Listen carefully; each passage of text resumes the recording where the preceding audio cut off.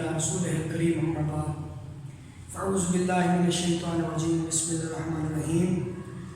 عزیز طلباء طالبات السلام علیکم، میں ذیشان کمال اردو کے لیکچر کے ساتھ حاضر ہوں۔ بچوں سال دوم کا ابھی تک ہم نے کیا نصاب کیا؟ پہلا سبق کر لیا، پہلی نظم کر لی، پہلی غزل کر لی۔ آج ہم گرامر حصہ شروع کریں گے۔ آپ کے گرامر حصہ میں کون کون سی چیز شامل ہے؟ ایک تو رموز اوقاف ہے، دوسری چیز آپ کے نصاب میں بچوں شامل ہے امدادی افعال کا استعمال، اور تیسری چیز آپ کے نصاب میں شامل ہے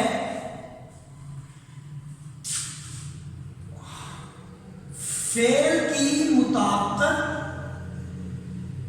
اور حروف کا صحیح استعمال۔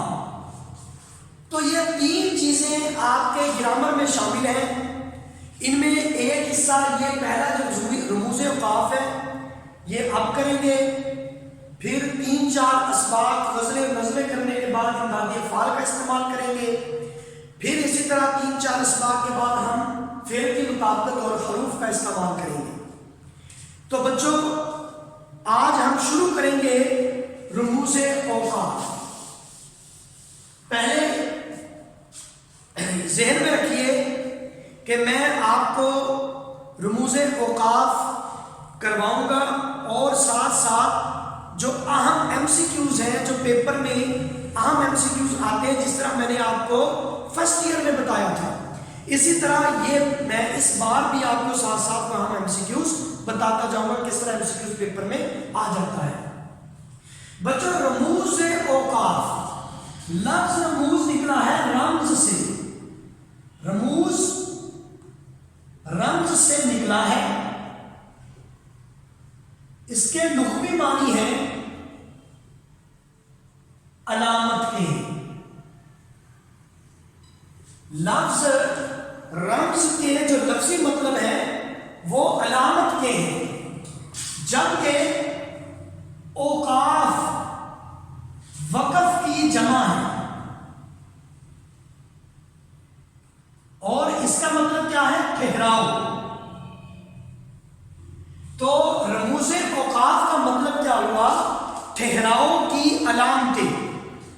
بچوں جب بھی ہم گفتگو کرتے ہیں تو ہماری گفتگو کا مطلب کبھی کبھی سمجھنے والا وہ سمجھتا ہے جو ہم کہنا نہیں چاہتے، اور جو ہم کہنا چاہتے ہیں وہ سمجھ نہیں پاتا۔ اس کی وجہ رموز اوقاف کے علم سے دوری ہے۔ مثال کے طور پہ اگر ہم کہتے ہیں، کسی کو ہم نے کہنا ہے کہ بھائی بیٹھو، اٹھنا نہیں ہے، ہم کہیں گے بیٹھو اٹھو مت، بیٹھو اٹھو مت۔ اب ہم نے بیٹھو کے بعد وقفہ رکھا، پھر کہا اٹھو مت، تو مطلب واضح ہو گیا کہ بھائی بیٹھنا ہے، اٹھنا نہیں ہے۔ لیکن اگر ہم رموز اوقاف کو پس پشت ڈال کر ہم رموز اوقاف کا خیال نہیں رکھیں گے تو نتیجہ کیا ہوگا؟ اب اسی بات کو دیکھ لیں، اٹھو مت بیٹھو، اب پتہ نہیں کہ اٹھو مت بیٹھو کہہ رہے ہو یا بیٹھو مت اٹھو، بیٹھو مت اٹھو، اب پتہ نہیں کیا کہہ رہے ہیں کہ بیٹھو مت اٹھو یا بیٹھو مت اٹھو۔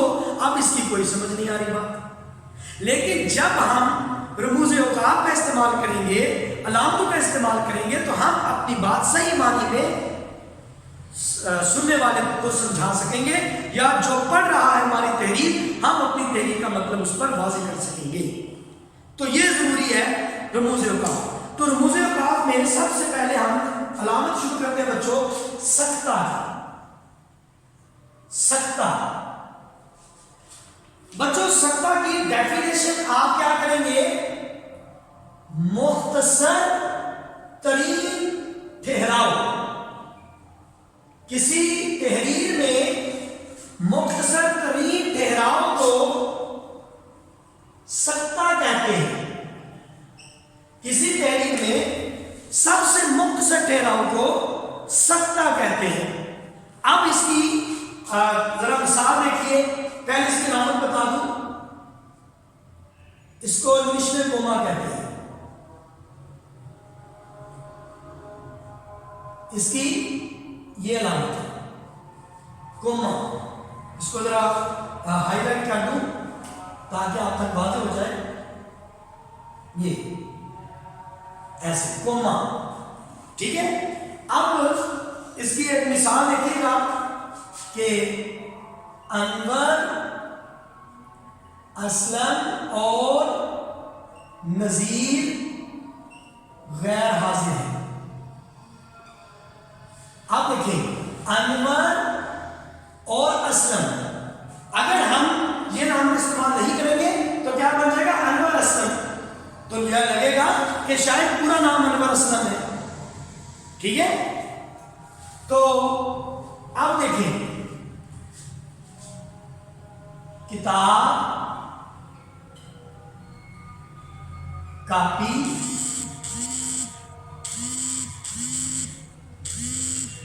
اور پینسل بستے میں ہے. کتاب، کاپی اور پینسل بستے میں ہے. اب اس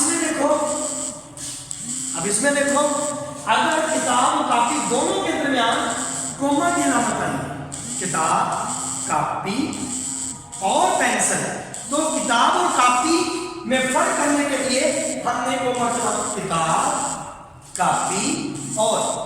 ٹھیک ہے. تو کوما کی علامت یہ بالکل کامن ہے، آپ بھی جانتے ہیں اس کے بارے میں. تو مختصر ترین ٹھہراؤ کو سکتہ کہتے ہیں. ٹھیک ہے. تو یہ مختلف چیزوں کو الگ کرنے کے لیے یہ علامت استعمال ہوتی ہے. مختلف چیزوں کو الگ کرنے کے لیے، مختلف ناموں کو الگ کرنے کے لیے، مختلف چیزوں کے ناموں کو الگ کرنے کے لیے، مختلف ملکوں کے ناموں کو الگ کرنے کے لیے، پہاڑوں کے ناموں کو الگ کرنے کے لیے، دریاؤں کے نام کو الگ کرنے کے لیے. ٹھیک ہے. تو مختلف چیزیں ہو سکتی ہیں، مختلف نام ہو سکتے ہیں، ان کو الگ الگ کرنے کے لیے یہ علامت استعمال ہوتی ہے. کوما، سکتہ. تو بچوں سکتہ کے آگے چلتے ہیں وقفہ. تو وقفہ کی ہم ڈیفینیشن لکھتے ہیں.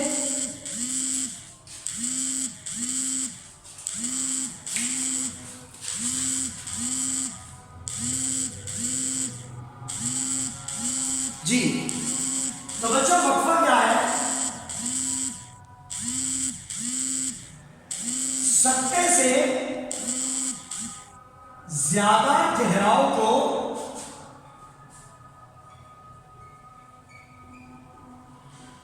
وقفہ کہتے ہیں. جب ہم تحریر میں سکتے سے زیادہ ٹھہراؤ دینا چاہتے ہیں، جب ہم تحریر میں سکتہ سے زیادہ ٹھہراؤ دینا چاہتے ہیں تو اس وقت یہ علامت استعمال ہوتی ہے وقفہ کی. اب اس کی مثال ذرا دیکھیے. پہلے اس کی علامت دیکھیے. یہ اس کی علامت ہے. اب اس کی مثال پنجاب یا لاہور پنجاب کا،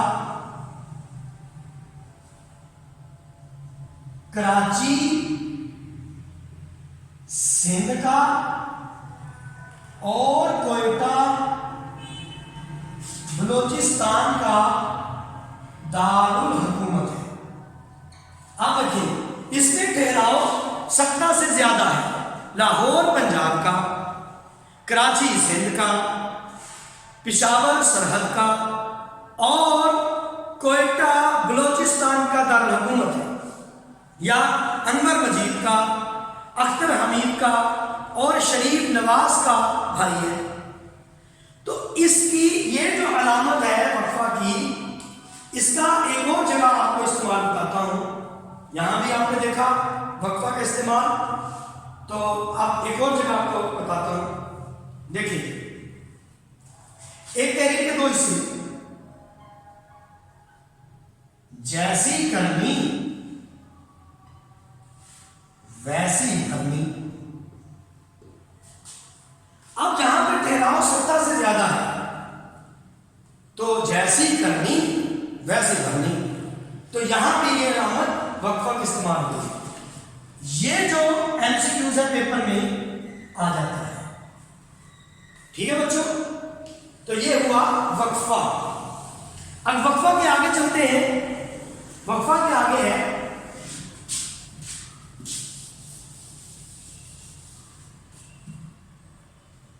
اچھا ایک اور آپ کو بات بتا دوں کہ سکتہ کا ایک اور نام بھی ہے جسے کہتے ہیں وقفے خفیف.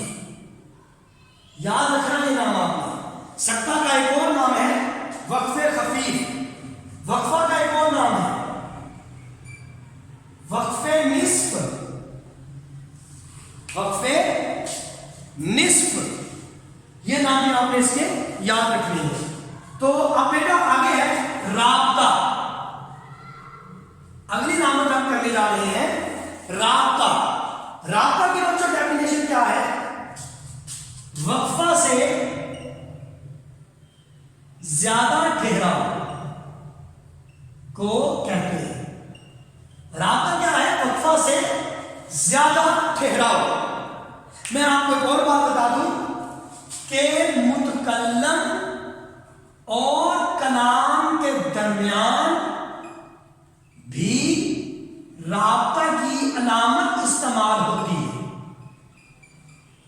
متکلم اور کلام. متکلم کہتے ہیں بات کرنے والا, کہنے والا, اور کلام اس کی بات, یعنی کہنے والا اس کا نام اور بعد میں اس کی کہی ہوئی بات, اس کے درمیان بھی علامت استعمال ہوتی ہے.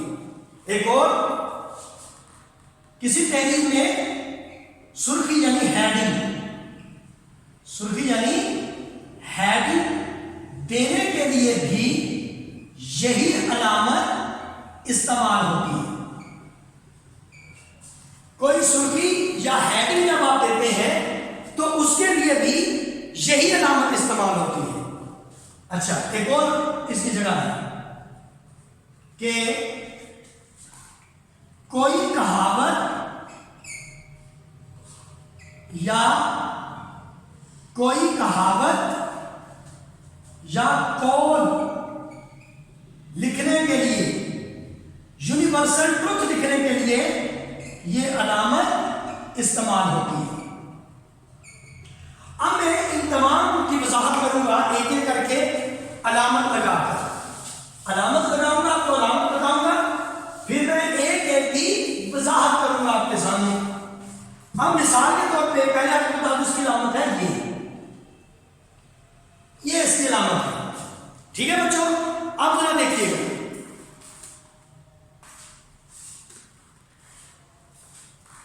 پہلے میں نے بتایا وقفہ سے زیادہ ٹھہراؤ, متکلم اور کلام کے درمیان یہ علامت استعمال ہوتی ہے. دیکھیے پہلے میں بتاتا ہوں بقول فلاسفر, یہ علامت. ٹھیک ہے, آگے پھر اس کا قول لکھ دینا آپ نے, جو بھی ہے سچ میں برکت ہے. اب کہنے والے اور اس کی بات کے درمیان یہ علامت استعمال ہوئی. یا دیکھیں متکلم اور کلام کے درمیان ایک اور مثال دیتا ہوں. جب آپ مکالمہ لکھتے ہیں اختر انور کیسے ہو, انور میں ٹھیک ہوں. اب دیکھیں مکالمہ میں آپ نے دیکھا کہ علامت کون سی استعمال ہوئی؟ رابطہ کی. اختر یہ متکلم ہے اور اس کی بات ہے انور کیسے ہے, تو متکلم اور کلام کے درمیان علامت استعمال ہوئی رابطہ کی. متکلم اور کلام کے درمیان علامت استعمال ہوئی رابطہ کی. اب میں نے بتایا سرخی دینے کے لیے مثال کے طور پہ آپ لکھتے ہو شعر کا مفہوم, رابطہ کی علامت. آپ لکھتے ہو تشریح, رابطہ کی علامت. ٹھیک ہے, تو جب بھی آپ ہیڈنگ دیتے ہو تو آپ علامت لگاتے ہو رابطہ کی. اب کوئی کہاوت لکھنے کے لیے وہ آپ اس کی مثال لکھتے ذرا. اب مثلا آپ لکھتے ہو سچ کہتے ہیں, سچ کہتے ہیں, آگے علامت. پھر لالچ بری بلا ہے. یہ ہم سی کیو پیپر میں آتا ہے اکثر. سچ کہتے ہیں, لالچ بری بلا ہے. تو آپ نے دیکھا کہ کہاوت یا قول لکھنے کے لیے بھی رابطہ کی علامت استعمال ہوئی. رابطہ کی علامت کا ایک اور نام ہے وقف لازم. وقف لازم اس کا دوسرا نام ہے. تو بچوں آج ہم نے سکتہ کے بارے میں، رموز اوقاف کیا اس کے بارے میں جانا. رمز کیا ہے، اوقاف لفظ کہاں سے نکلا، اوقاف، اور سکتہ کیا ہے اس کی علامت اور چند مثالیں. وقفہ کیا ہے اس کی علامت اور چند مثالیں. رابطہ کیا ہے اس کی علامت، اس کی چند مثالیں، اور جتنی بھی میں نے آپ کو اس کی صورتیں بتائی ہیں ان کو آپ نے ذہن میں رکھنا ہے. تو بچوں کوشش کروں گا کہ جب لیکچر یہ مکمل ہو جائے پھر اس پر ایک ٹیسٹ میں ہم انشاءاللہ یہ 1-2 لیکچرز میں رموز اوقاف والا ہمارا ٹاپک مکمل ہو جائے گا. لیکن آپ نے بڑے دھیان سے اس کو سمجھنا ہے، پھر انشاءاللہ آپ سے اس کا ٹیسٹ بھی لیا جائے گا. تو کل انشاءاللہ میں اس سے آگے آپ کو رموز اوقاف کے بارے میں بتاؤں گا. جب تک کے لیے اجازت چاہتا ہوں. اللہ حافظ. خدا حافظ.